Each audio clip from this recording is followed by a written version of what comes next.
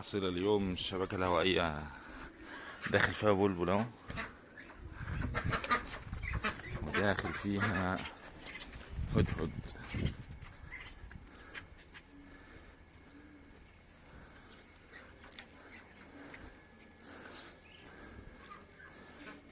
خليه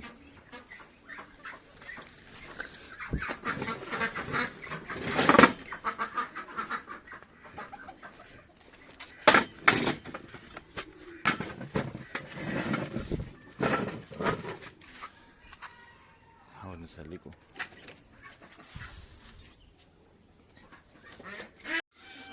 ادي البلبل اهو، فرخ صغير لسه. لون الريش بتاع راسه لسه بني فاتح.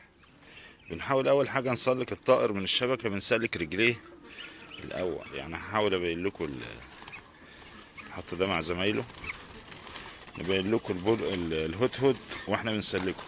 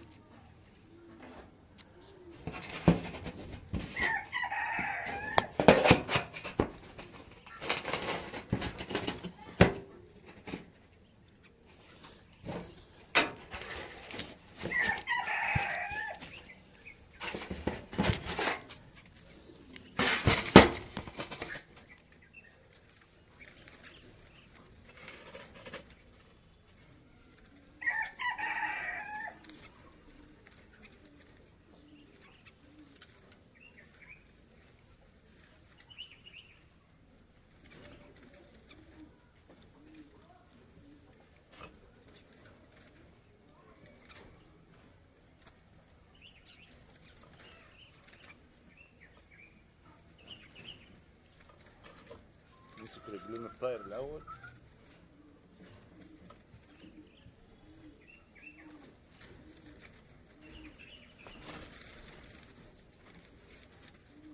ما اجمل الهدهد.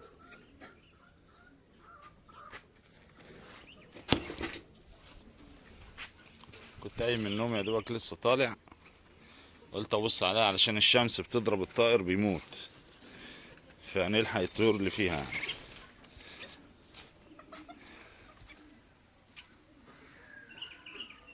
ده طائر الكيروان. طبعا الهدهد بيتباع برضه في سوق السيدة عائشة، بس طبعا ده بيوصل 300 جنيه برضه الهدهد في السوق، بس احنا بنطيره لوجه الله يعني،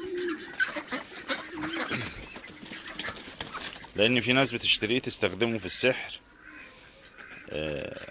قلب الحبيب وحاجات زي كده. وفي نفس الوقت من الطيور اللي النبي صلى الله عليه وسلم نهى عن قتلها، وكان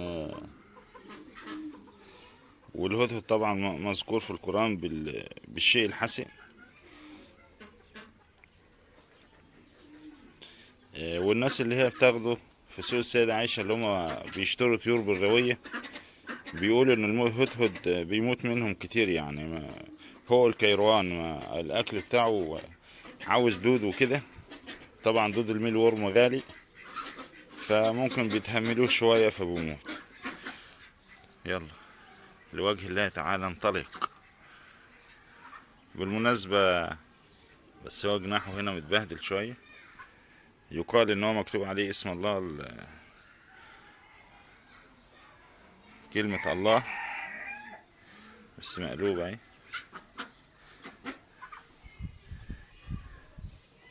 بس انا احبه لله في لله كده، المنظر الجميل ده. يلا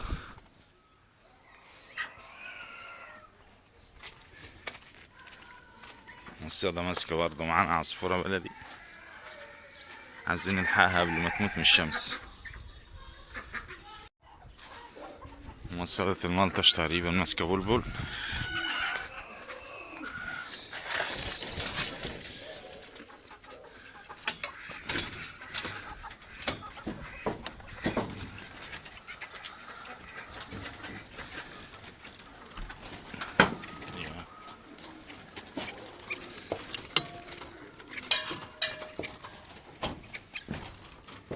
كالعادة بنحط الخشبة.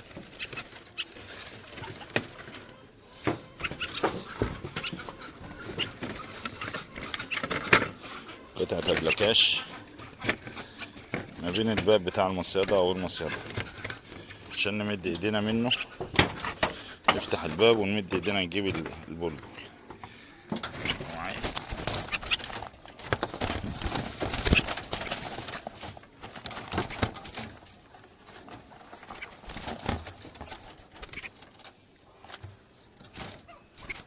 البلبل كبير في السن،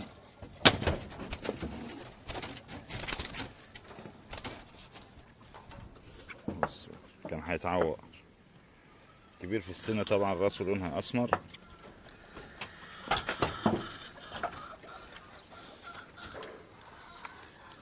نعيد نصب المصيدة.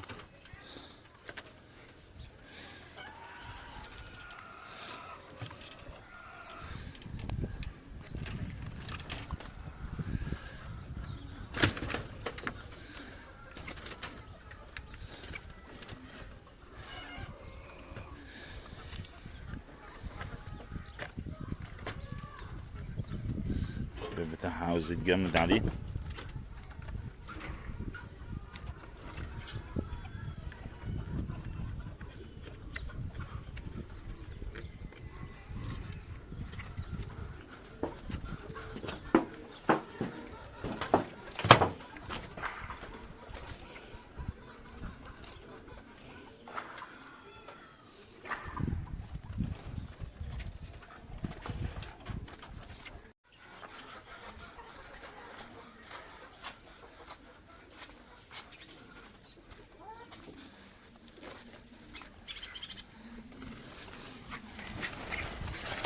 يلا مع زمايلك.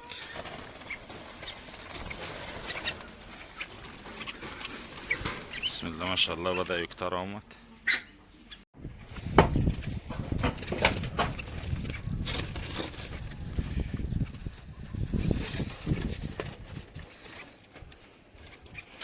بعد رجوعنا من رحلة صيد لقيت المصيدة ماسكة بلبل.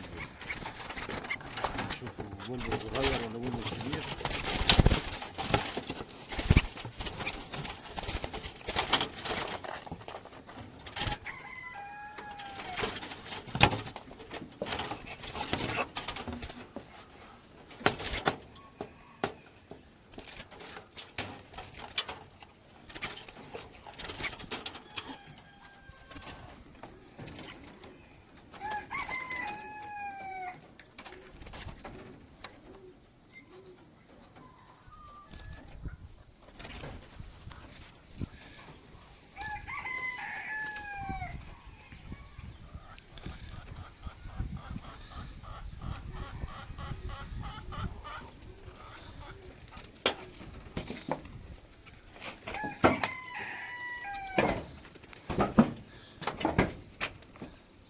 لونه بني فاتح، ده لسه صغير، راسه مش سمرة كلها لسه من فوق. بصوا فيها بني وفيها اسمر، وديله لسه مسمرش من الاخر.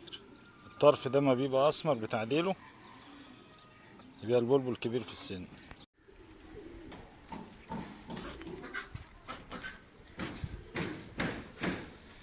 ده يا جماعة طائر الكيروان، طائر الكروان. الشبكة الهوائية ماسكاها اهي.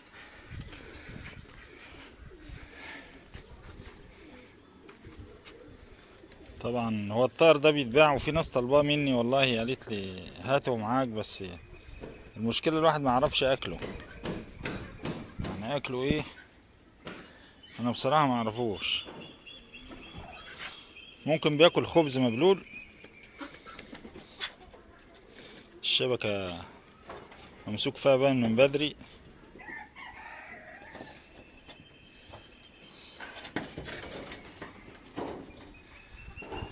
ضحك علينا، ضحك علينا وطار وجري. فراخ بتجري وراه دخل الأوضة. البط راح وراه. خلاص سيبوه يا جماعة، سيبوه سيبوه، بس بس بس بس. انت بتضحك عليا وعامل فيها بطلاء. تعال، ده انا عايز اطيرك. روح يلا لوجه الله. الله الله الله. انت مش عايز تطير ليه؟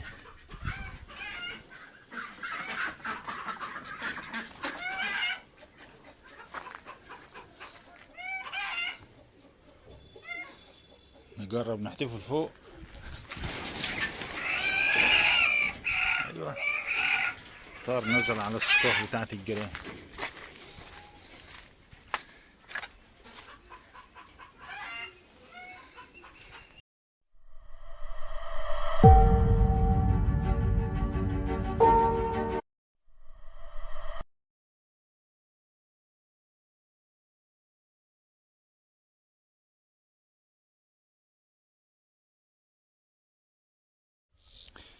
في ناس بتسألني عن السوستة بتاعة اللي بتعمل بيها المصيدة العجيبة.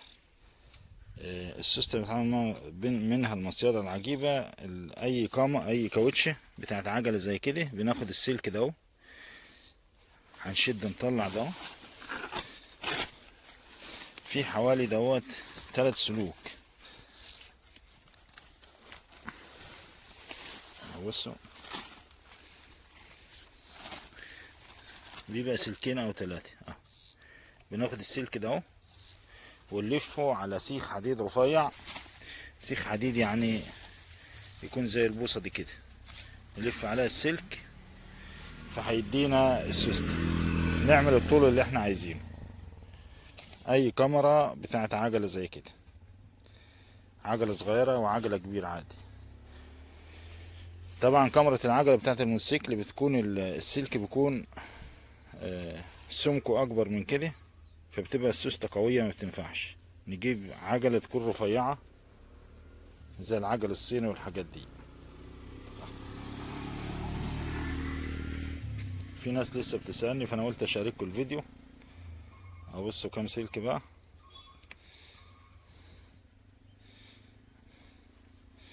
ادي سلك،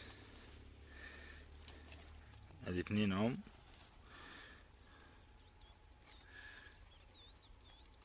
وادي 2 اهم. شوفوا فيها 4 سلوكة.